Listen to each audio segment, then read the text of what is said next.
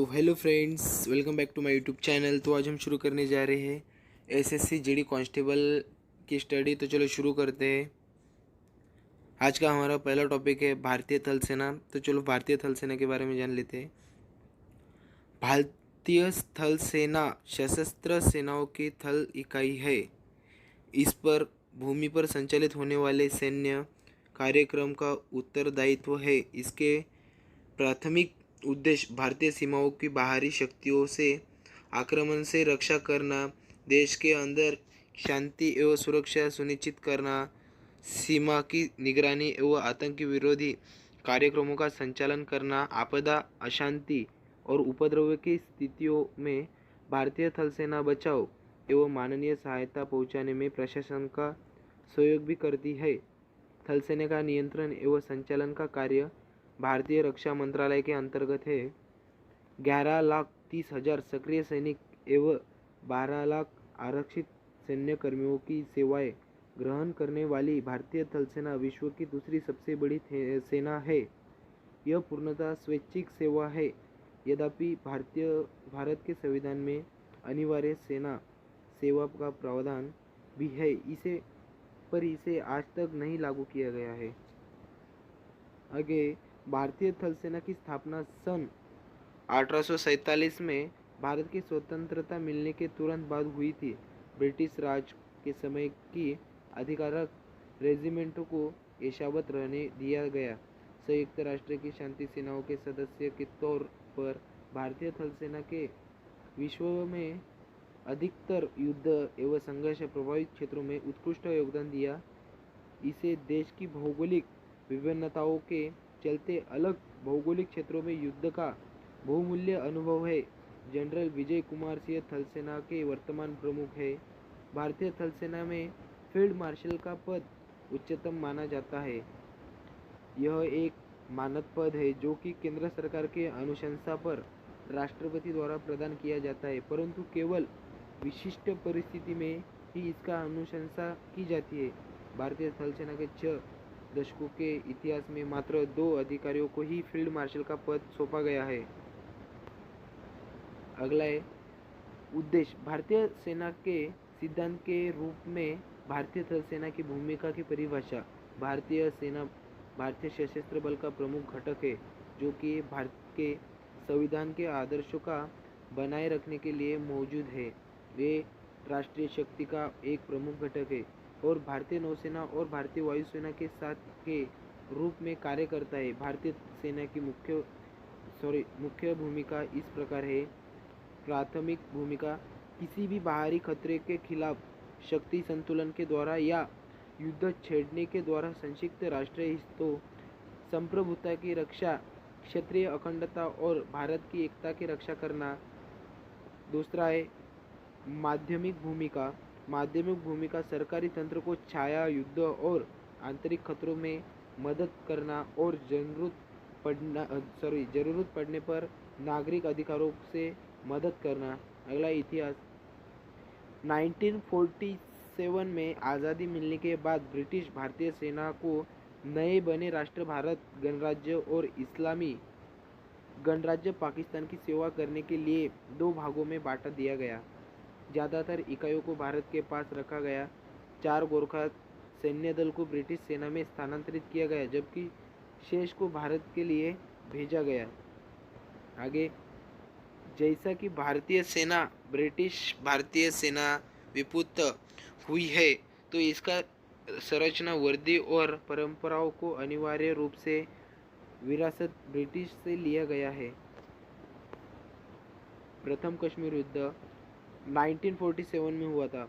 आज़ादी के लगभग तुरंत बाद से ही भारत और पाकिस्तान के बीच तनाव पैदा हो गया था और दोनों देशों के बीच पहले 3 पूर्ण पैमाने पर हुए युद्ध के बाद राजसी राज्य कश्मीर का विभाजन कर दिया गया। कश्मीर के महाराजा की भारत या पाकिस्तान में किसी भी राष्ट्र के साथ विलय की अनिच्छा के बाद पाकिस्तान द्वारा कश्मीर के कुछ हिस्सों में आदिवासी आक्रमण प्रायोजित करवाया गया। अगला, भारत द्वारा आरोपी पुरुषों को भी नियमित रूप से पाकिस्तान की सेना में शामिल किया गया।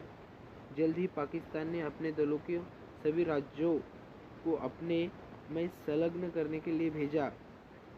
महाराज हरि सिंह ने भारत और लॉर्ड माउंटबेटन से अपनी मदद करने की याचना की, पर उनको कहा गया कि भारत के पास उनकी मदद करने के लिए कोई कारण नहीं है।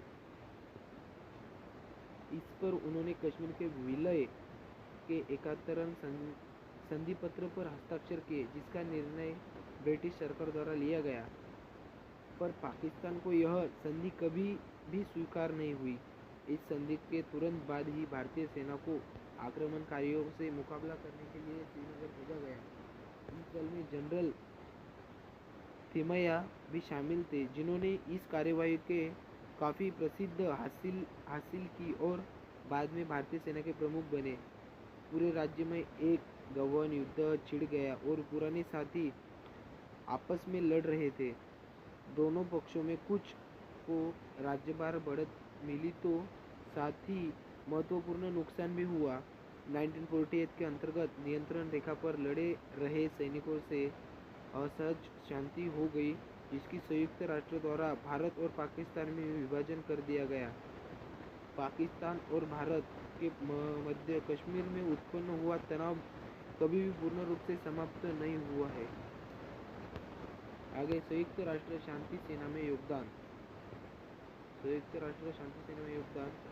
वर्तमान में भारतीय सेना के एक टुकड़ी संयुक्त राष्ट्र की सहायता के लिए समर्पित रहती है। भारतीय सेना द्वारा निरंतर कठिन कार्यों में भाग लेने के प्रतिबद्धताओं की हमेशा प्रशंसा की गई है। भारतीय सेना के संयुक्त राष्ट्र के कई राष्ट्रों में शांति स्थापित करने की कार्यवाही में भाग लिया गया है, जिसमें से कुछ इस प्रकार है: अंगोली, कामांडिया, साइप्रस, लोकतांत्रिक गणराज्य Congo, El Salvador, Namibia, Lebanon, Liberia, Mozambique, Rwanda, Somalia, Sri Lanka और वियतनाम। भारतीय सेना ने कोरिया में हुई लड़ाई के दौरान घायलों और बीमारियों को सुरक्षित लाने के लिए भी अपना अर्धसैनिकों की इकाई प्रदान की थी। अगला है हैदराबाद का विलय। 1948 में हुआ था। भारत की विभाजन के उपरांत राज्य हैदराबाद, जो कि निजाम द्वारा शासित था, उसके स्वतंत्र राज्य के तौर पर रहना पसंद किया। निजाम ने हैदराबाद को भारत में मिलाने पर अपनी आपत्ति दर्ज करवाई। भारत सरकार और हैदराबाद के निजाम के बीच पैदा हुई अनिवार्य स्थिति को समाप्त करने हेतु भारत के उप राष्ट्र प्रधानमंत्री सरदार वल्लभ भाई पटेल द्वारा 12 सितंबर 1948 को भारतीय टुकड़ियों को हैदराबाद की सुरक्षा करने का आदेश दिया। 5 दिनों की गहन लड़ाई के बाद वायुसेना के समर्थन से भारतीय सेना ने हैदराबाद की सेना को परास्त कर दिया। उसी दिन हैदराबाद को भारत गणराज्य भाग घोषित कर दिया गया। पोलो कार्यवाही के अंगूजा मेजर जनरल जयंतो नाथ चौधरी को कानून व्यवस्था स्थापित करने के लिए हैदराबाद का सैन्य शासक घोषित किया गया। तो कब किया गया? 1948-1949 से। अगर गोवा, दमन, दीव और का विकल्प, गोवा, दमन और दीव का विकल्प 1961। ब्रिटिश सरकार फ्रांस द्वारा अपने सभी अवजीवक अधिकारों को समाप्त करने के बाद भी भारतीय उपमहाद्वीप गोवा, दमन और दीव में पुर्तगालियों का शासन रहा। पुर्तगालियों द्वारा बार बार बातचीत को स्वीकार कर देने पर नई दिल्ली द्वारा 12 दिसंबर 1961 को ऑपरेशन विजय की घोषणा की और अपनी सेना के एक छोटे से दल को पुर्तगाल क्षेत्रों पर आक्रमण करने के आदेश दिए। 26 घंटे चले युद्ध के बाद गोवा, दमन और दीव को सुरक्षित आज़ाद करा लिया गया और उनको भारत का अंग घोषित कर दिया गया। भारत की कमांड्स कितने हैं? The army operates 6 tactical commands.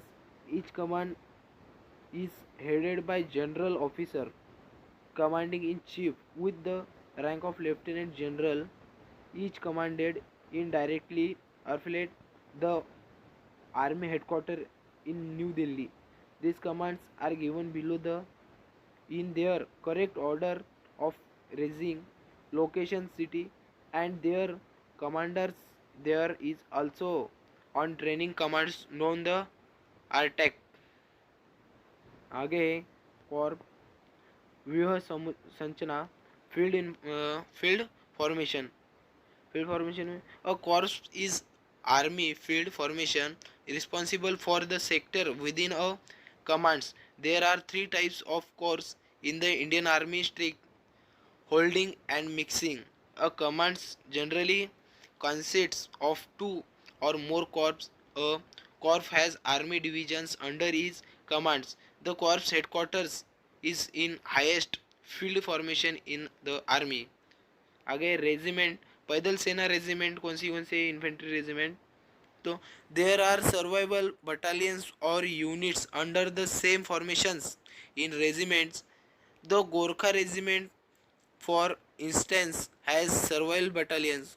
All formations under a regiments are battalions of the same arms और कॉर्प्स. द इन्फेंट्री और engineers. Regiments are not exactly field formations. They mostly do not make a formations. All regiments of the Gorkhas, for instance, would not fight together as on formations, but can be dispersed over various brigades of corps every commands. है तोपखाना regiment, artillery regiments. तो कौन से तोपखाना सेना के विध्वंस शक्ति का मुख्य अंग है. भारत में प्राचीन ग्रंथों में तोपखाने का वर्णन मिलता है. तोप को संस्कृत में छतनी कहा जाता है. मध्यकालीन इतिहास में तोप का प्रयोग सर्वप्रथम बाबर ने पानीपत के प्रथम युद्ध में सन 1526 ईस्वी में किया था. कुछ नवीन प्रमाणों से वह प्रतीत होता है कि तोप का प्रयोग वनवी राजाओं ने 1368 में अंदौनी युद्ध के तथा गुजरात के शासक मोहम्मद शाह ने 15वीं शताब्दी में किया था. भारत में तोपखाने के दो केंद्र हैं, हैदराबाद और नासिक रोड. आगे थल सेना का कार्यबल आंकड़े. फोर रैपिड है reorganisation army plans infantry divisions. 18 infantry division से 10 mention divisions, 3 armoured divisions, 2 artillery divisions, 13 air defence brigades plus 2 surface to air missile groups, 5 independent armoured brigades, 15 independent artillery brigades, 7 independent infantry brigades, 1 parachute brigade, 4 engineer brigades और 14 army अवेंश helicopter unit. आगे उप इकाइयाँ तो 63 tank regiment, 7 airborne battalions, 200 artillery regiments, 360 infantry battalions plus 5 para SF battalions, 40 mechanised infantry battalions, 20 combat helicopter unit और 53 air defence regiments. अगला है पदानुक्रम रचना. The various rank of the Indian army are listed below in descending order.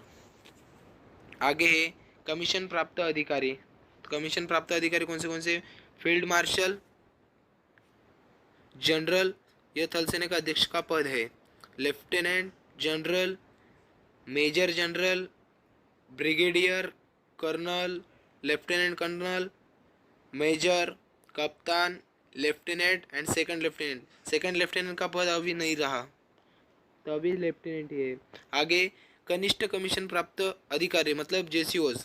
इसमें सूबेदार major या मानद कप्तान, सूबेदार मानद लेफ्टिनेंट, सूबेदार मेजर, सूबेदार और नायब सूबेदार.